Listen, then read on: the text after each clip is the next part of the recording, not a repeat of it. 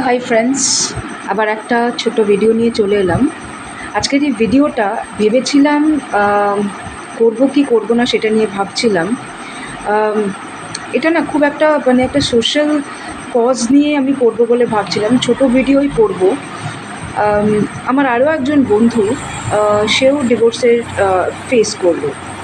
কি অদ্ভুত না, আমাদের এজ গ্রুপে 40+, 45+, আমাদের এজ গ্রুপে এখন এত বেশি ডিভোর্স হচ্ছে। এবং সেটাও কেন হচ্ছে জানো? Extra marital affairs, cheating, domestic violence.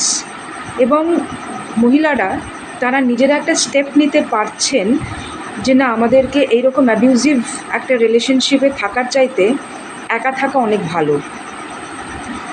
Unfortunately আমাদের মায়েদের জেনারেশনে এমনভাবে তারা তাদের ছেলেদেরকে হয়তো তৈরি করেছেন, অথবা সেই ছেলেরা এমনভাবে তৈরি হয়েছে যেখানে তারা না তাদের মাথার মধ্যে ঢুকে গেছে, this is like very normalising extra marital affair, normalising abuse, domestic abuse, specially mental harassment.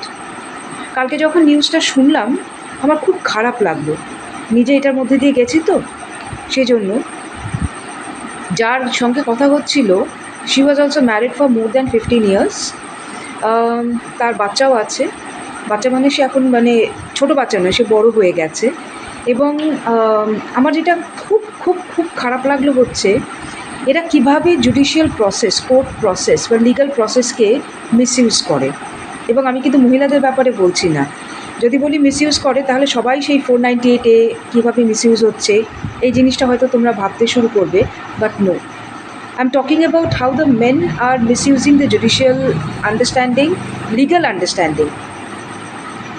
আমি এমনও দেখেছি কেস যেখানে দেখেছি অত্যন্ত শিক্ষিত, উচ্চ শিক্ষিত মানুষ, লাইক মেন অবভিয়াসলি, তারা এক্সট্রা ম্যারিটাল অ্যাফেয়ার করছে এবং যার সঙ্গে করছে সে হয়তো অন্য কোনো রিলেশন, একটা ফিডুশিয়ারি রিলেশনশিপে যারা রয়েছেন, যেমন ধরুন student, professor, colleagues, boss and junior, এই ধরনের লোকেদের সঙ্গে খুব বেশি করে কি এই ধরনের রিলেশনে খুব বেশি করে এটা হচ্ছে, এক্সট্রা ম্যারিটালস হচ্ছে।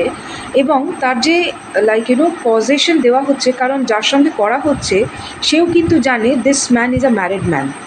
কিন্তু কিভাবে তাদেরকে ভোলানো হচ্ছে দেখো, কখনো বলা হচ্ছে যে my wife is mentally abusive, কখনো বলা হচ্ছে শি ইজ নট কম্প্যাটেবল, কখনো বলা হচ্ছে she is suffering from terminal disease, কখনো এটাও বলা হচ্ছে যে এরকম তার জন্য জীবন অতিষ্ঠ হয়ে যাচ্ছে।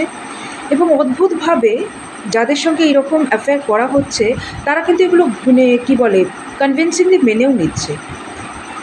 যাই হোক, এই নিয়ে আরও ডিসকাশন করবার ইচ্ছে রইল, কিভাবে একটা সংসার ভেঙে যায়। এই যে একটা হাইলি এডুকেটেড আপার মিডল ক্লাস বা মিডল ক্লাস, এদের মধ্যে যেভাবে এটা চলছে না, সেটা কিন্তু এটা একটা যাকে বলে ইনফেকশাস ডিজিজ হয়ে যাচ্ছে। এটা নিয়ে আমাদের কিন্তু মনে হয় একটু চিন্তা করাটা উচিত, স্পেশালি যেখানে মহিলারা তারা নিজেরাও উচ্চশিক্ষিত, কিন্তু they have basically given up their career for having a good family life. এই দিক থেকে দেখতে গেলে না জিনিসটা এতটা বাজে, যে বাজে ইন দ্য সেন্স এতটাই নেগেটিভ একটা একটা ক্রিয়েট করছে, একটা আন্ডারস্ট্যান্ডিং ক্রিয়েট করছে, যেখানে হঠাৎ করে যখন বুঝতে পারছে যে এরকম যে yes I have been cheated, একটা এক্সট্রা ম্যারিটাল অ্যাফেয়ার হয়েছে এবং আই হ্যাভ বিন চিটেড, না পারছে ফেলতে, না পারছে গিলতে। আমি মোটামুটি যাদেরকে জানি, আমিও তার মধ্যে দিয়ে গিয়েছি। এগেন স্টার্টিং ইয়োর কেরিয়ার, কারণ কেরিয়ার বলতে কিন্তু শখের কেরিয়ার নয়। এখন যে জিনিসটা হচ্ছে সেটা হচ্ছে I need to earn money for survival. এই যে জিনিসটা হচ্ছে না, তার জন্য কিন্তু যেটা অনেক সময় আমরা একটা ভিজুয়াল দেখি না, যে পুরুষেরা রেসে এগিয়ে যাচ্ছে, মহিলাদের সামনে প্রচুর ব্যারিকেডস আছে, জামা কাপড় শুকোনো হচ্ছে, বাচ্চা দেখা হচ্ছে, বাচ্চাদের স্কুল কলেজ দেখা হচ্ছে, কিচেন দেখা হচ্ছে, বাড়ির কাজ দেখা হচ্ছে। এর সঙ্গে হয়তো আমার এখন মনে হয় আর একটা জিনিস জুড়ে যাওয়া হচ্ছে, that is extra marital affairs এবং ডোমেস্টিক অ্যাবিউজ।